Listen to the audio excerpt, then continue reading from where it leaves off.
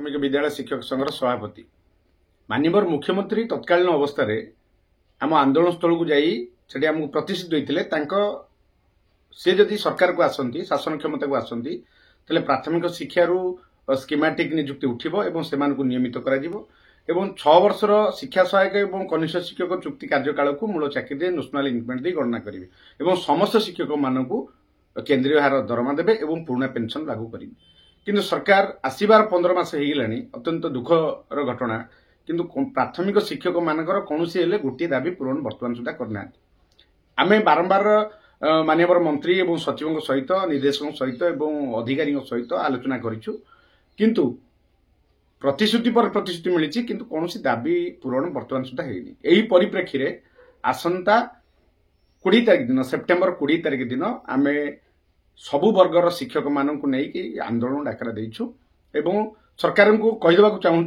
जे बारंबार प्रतिश्रुति देला पर जेहेतु पूरण करना आसंता 20 तारिख दिन आम विधानसभा घेराव करूँ मुझे अनुरोध करुच्ची सबु वर्गर शिक्षक माने से आंदोलन रे आसी सामिल हेबे जोगदेवे और आंदोलन को सफल करेंगे। द्वितीय कथा है कौन आपण अतीत जो आंदोलन होता से विषय में अवगत थे समस्त शिक्षक संगठन जितेबाला आंदोलन को स्थगित रखी प्रत्याहार करते केवल पीएसटीए पिस्टा आंदोलन में सामिल थिला एवं शेष पर्यंत शिक्षक मानकर शिक्षा व्यवस्था और छात्र मानक लड़ाई करुला तेणु 3 दफा दाबी गोटे प्राथमिक शिक्षार स्कीमेटिक उठिबो आउ से शिक्षक मान तुरंत नियमित करा 6 वर्षर जो